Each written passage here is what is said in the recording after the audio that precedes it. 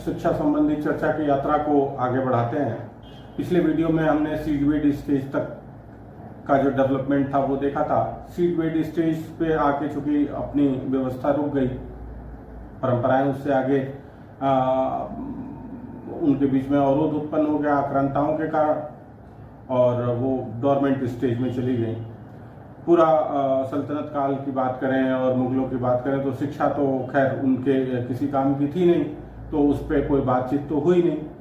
अंततः 1813 के चार्टर में अंग्रेजों ने शिक्षा के लिए प्रतिवर्ष 1 लाख रुपए का प्रावधान किया, जो अगर वास्तविकता में कभी खर्च नहीं हुआ। और पहली बार जो है 1835 में बेंटिक ने मैकाले शिक्षा प्रणाली को लागू करने की घोषणा की, जिसके बाद बहुत सारी चर्चा शुरू हो गई कि भाई चर्चा का जो विषय था वो 2 प्रकार का था कि भारतीयों को कौन सी शिक्षा है। यहाँ पे जो ट्रेडिशनल एजुकेशन, जो कि ट्रेडिशनल कहने की बात केवल थी क्योंकि ट्रेडिशंस तो बहुत पहले छूट गए थे और वो अंग्रेज ही निश्चित कर रहे थे कि इनके ट्रेडिशंस क्या है, हमारे ट्रेडिशन को वो क्या समझेंगे, क्योंकि सीडवेड स्टेज से तो उन्होंने चोरी करके खुद को डेवलप किया था। तो उनका ये विचार था कि भाई वो उनको पाश्चात्य शिक्षा दी जाए कि यहाँ शिक्षा दी जाए, और मीडियम ऑफ इंस्ट्रक्शंस क्या हो। तो मुनरो, मैकाले, एल्फिस्टन, विल्किंस और ये सारे जो है अलग अलग खेमों में बट गए थे। वस्तुतः इनको यहाँ के लोगों के उत्थान से कोई लेना देना नहीं था, वो शैक्षणिक कोई विकास नहीं करना चाह रहे थे। मूलतः वो अपने लिए सस्ते क्लर्क चाहते थे और इसलिए यहाँ शिक्षा पद्धति लागू करना चाह रहे थे। उनका जो ये सारा कुछ करने में जो उनका इंटेंशन था वो कतई यहाँ के लोगों के हित में नहीं था। वो बस अपने लिए एक नई व्यवस्था बनाना चाह रहे थे जिससे उन्हें कुछ कर्मचारी, क्लर्क सस्ते, क्योंकि यूरोप से जो आते थे वो महंगे पड़ते थे, तो उनका प्रयास यही था। ये चर्चा बहुत दिनों तक चलती रही। फिर फाइनली जो है 1854 में वुड्स डिस्पैच आया, जिसको हम Magna carta of Indian education कहते हैं, जो कि जिसमें ये प्रावधान किया गया कि जो आप प्रारंभिक शिक्षा थी वो वर्नाकुलर लैंग्वेज में रहेगी, और उसके बाद मिडिल एजुकेशन जो थी वो भारतीय भाषाओं में और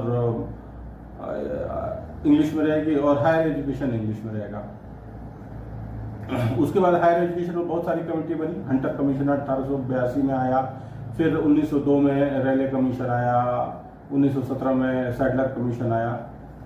जो एक कहते हैं कि जो स्कूली शिक्षा है, विद्यालय की शिक्षा है, उस पर एक निर्णायक समिति जो बनी, सार्जेंट कमीशन 1944, जिसने इंटरमीडिएट लेवल एजुकेशन की संस्तुति की।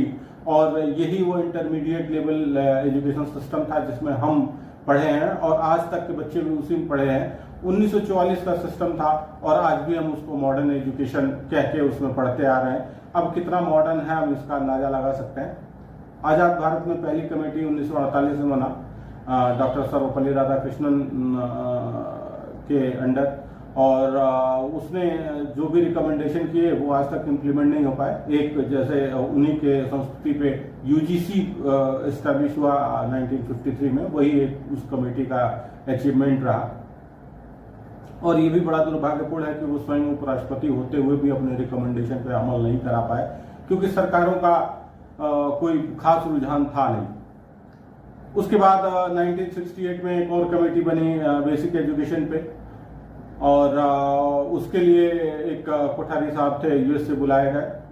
वास्तविकता ये थी कि कोठारी साहब को भारत के बारे में कोई जानकारी थी नहीं, वो यूएस में ही सारा कुछ उनका हुआ था। तो बेसिकली जब वो यहाँ आए तो उनको यहाँ की शिक्षा पद्धति के बारे में कुछ समझ नहीं आया। तो आए थे वो बेसिक एजुकेशन पे अपना रिकमेंडेशन देने, और वो हायर एजुकेशन पे दे के चले गए। कुछ करना था। तो कहने का तात्पर्य है कि बस एक औपचारिकता ही की गई, और वो औपचारिकता ही होती रही। फाइनली एक बड़ा कदम था ये राइट टू एजुकेशन, जिसमें बच्चों की स्कूली शिक्षा। लेकिन चूंकि जो हमारा स्ट्रक्चर था, जो हमारा सिस्टम था, जब उसी में दम नहीं था तो आप फ्री में एजुकेशन दे या पैसे लेके एजुकेशन दे, क्या फर्क पड़ता है। आज भी जो एजुकेशन सिस्टम की के हालात हैं वो सारे जो पेरेंट्स हैं वो बहुत भली बात समझते हैं और जानते हैं। आजकल तो स्कूल वाले आधी पढ़ाई तो ये व्हाट्सएप पे कर ले रहे हैं और क्या कर रहे हैं ईश्वर जाने। कितने पेरेंट्स अपने बच्चों के एजुकेशन से खुश हैं, ये पेरेंट्स खुद ही इसका वो बताने की जरूरत नहीं है। सबके घर परिवार में बच्चे हैं और बच्चों के क्या हालात हैं, चाहे वो मॉरली हों या वो कल्चरली हों या एजुकेशनली हों, कैसे हालात हैं ये सब लोग अपना अपना जानते हैं। तो खैर एजुकेशन में कोई स्ट्रक्चरल चेंज नहीं आया और जो हम अंग्रेजों का जो सिस्टम था उसी को हम आज तक फॉलो करते आ रहे थे। क्योंकि सरकारों का इसमें कोई रुझान नहीं था, कारण साफ था, क्योंकि इससे कोई उनका जो वोट बैंक है वो कहीं से प्रभावित नहीं होता था, तो इस पे ध्यान देने की आवश्यकता क्यों थी। अब फाइनली अगर हम बात करें तो 2020 में जो नई शिक्षा नीति आई है 2020, उसको हम ये कह सकते हैं कि अब जाके हम एजुकेशनली इंडिपेंडेंट होंगे। इसको हम शैक्षणिक आजादी के रूप में भी मान सकते हैं, क्योंकि इसके पहले चेंजेस, सिलेबस के चेंजेस और थोड़ा सा ऊपर नीचे तो चलता रहा, लेकिन जो स्ट्रक्चर था, जो संरचना थी, वो अंग्रेजों की ही मूल रूप से दी हुई थी। पहली बार संरचनात्मक परिवर्तन भारतीय शिक्षा पद्धति में 2020 के शिक्षा नीति में किया गया है, जो अभी लागू नहीं हुआ है। एक बार जब ये लागू हो जाएगा तो वो हमारी एक कहते हैं कि भारतीय शिक्षा पद्धति होगी, जो कहीं ना कहीं 1000 साल पहले छूट गया था, वहां से हम इसको आगे प्रारंभ करेंगे और वर्तमान परिप्रेक्ष्य में अपनी आवश्यकताओं के अनुसार उसको हम मॉडिफाई कर रहे हैं और उसको हम इम्प्लीमेंट कर रहे हैं। तो ये जो 2020 की शिक्षा नीति है, इससे हम भी बहुत आशान्वित हैं कि एक बार अगर इसका अगर हम बात करें आगे, हम इस पे जो है एक डिटेल वीडियो भी बनाएंगे कि इसमें क्या क्या प्रावधान है।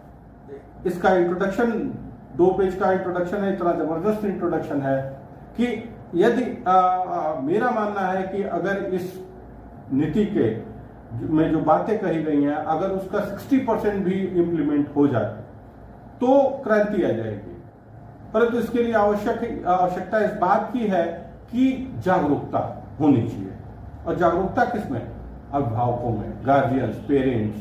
अगर हम मांग नहीं करेंगे तो स्कूल देगा क्यों? भाई जो जैसे चल रहा है उनका एक कंफर्ट जोन में है।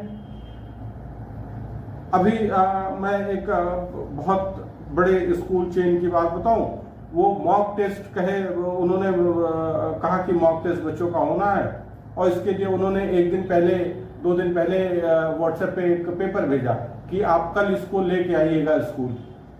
बच्चे उसको प्रिंट आउट लेके स्कूल गए तो उन्होंने कहा बैठ के करिए।